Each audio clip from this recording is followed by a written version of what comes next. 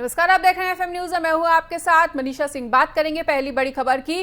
प्रधानमंत्री नरेंद्र मोदी ने पहला स्वदेशी विमान वाहक युद्धपोत यानी आईएनएस विक्रांत नौसेना को सौंप दिया है। वहीं आईएनएस विक्रांत की खास बात यह है कि यह एक स्वदेशी युद्धपोत है जिसे 2009 में बनाना शुरू किया गया था।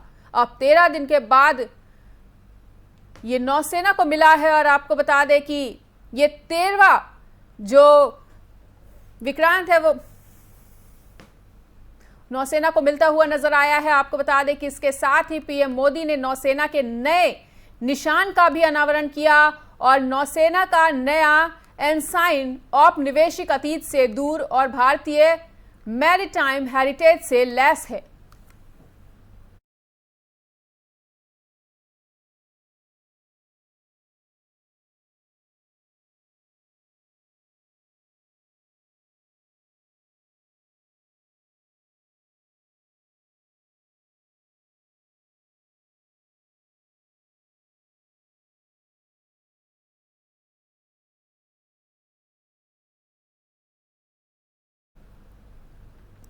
तो आपको बताना चाहेंगे कि इंडियन नेवी को आज अपना पहला स्वदेशी विमान वाहक पोत आईएनएस विक्रांत मिल चुका है और अंग्रेजों के जमाने के निशान से आजादी भी मिलेगी। अब तो अंग्रेजों के निशान से आजादी भी मिल चुकी है और आ चुका है हमारे देश में समंदर का शहंशाह।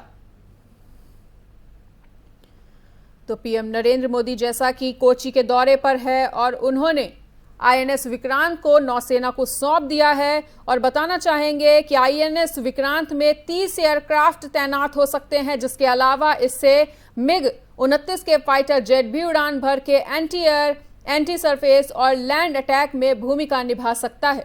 इससे कैमोव 31 हेलीकॉप्टर भी उड़ान भर सकता है। वहीं आईएनएस विक्रांत का वजन 45,000 टन है। इतना ही नहीं, इसकी लंबाई 262 मीटर और चौड़ाई 62 मीटर है। प्रधानमंत्री नरेंद्र मोदी ने पहला स्वदेशी विमान वाहक युद्धपोत आईएनएस विक्रांत नौसेना को सौंप दिया है और आईएनएस विक्रांत की खास बात यह है कि यह एक स्वदेशी युद्धपोत है। इसे 2009 में बनाना शुरू किया गया था और अब ये जो आईएनएस विक्रांत है वो नौसेना को मिल चुका है। इसके साथ ही पीएम मोदी ने नौसेना के नए निशान का भी अनावरण कर दिया है और नौसेना का नया एनसाइन औपनिवेशिक अतीत से दूर और भारतीय मैरीटाइम हेरिटेज से लैस है।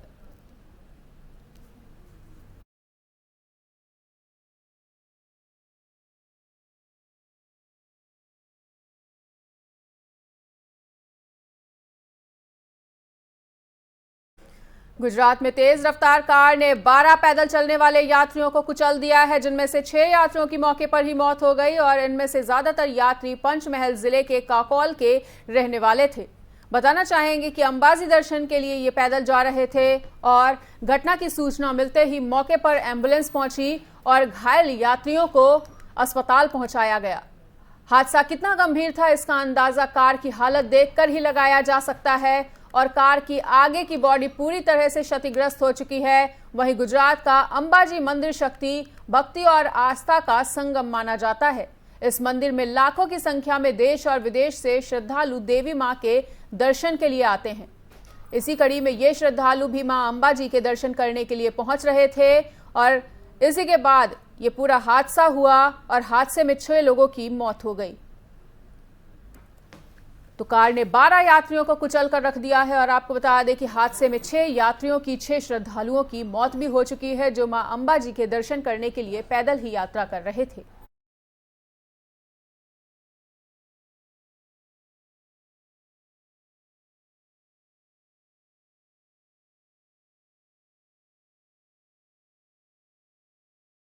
नोएडा में ट्विन टावर को ध्वस्त कर दिया गया है और 9 सेकंड के भीतर एक विस्फोट के जरिए प्रक्रिया को सफलतापूर्वक पूरा कर लिया गया था। लेकिन अब जो रिपोर्ट सामने आ रही है उसके मुताबिक इस प्रक्रिया की वजह से कुछ फ्लैट्स को भी नुकसान पहुंचा है और उनकी दीवारों पर क्रैक देखे गए हैं। एटीएस विलेज की सोसाइटी का जो फ्लैट है उसकी दीवारों पर क्रैक देखे गए हैं और इन क्रैक को सबसे पहले फ्लैट में रह रहे किराएदारों ने ही देखा है। इस बारे में फ्लैट मालिक के भाई का कहना है कि मेरे भाई नितिन गौतम ने एटीएस विलेज में फ्लैट रेंट पर दे रखा है और जब कुछ दिन पहले वहां रह रहे किराएदार वापस आए तो उन्होंने दीवारों पर क्रैक्स देखे। उनकी तरफ से आरडब्ल्यूए को इस बात की जानकारी दे दी गई है और मरम्मत को लेकर भी बात चल रही है। तो जिस तरह से ट्विन टावर को एक प्रक्रिया के द्वारा ध्वस्त करने की प्रक्रिया को सफलतापूर्वक अंजाम दिया गया था, तो अब देखा जा रहा है कि जो आसपास के फ्लैट्स हैं उनमें भी कुछ क्रैक्स देखने को मिले हैं। वहां पर रहने वाले किराएदारों ने इस बात की जानकारी दी है और मरम्मत की बात भी चल रही है। तो एटीएस विलेज सोसाइटी में नुकसान होता हुआ नजर आ रहा है और फ्लैट की दीवारों में दरारें भी देखी गई हैं।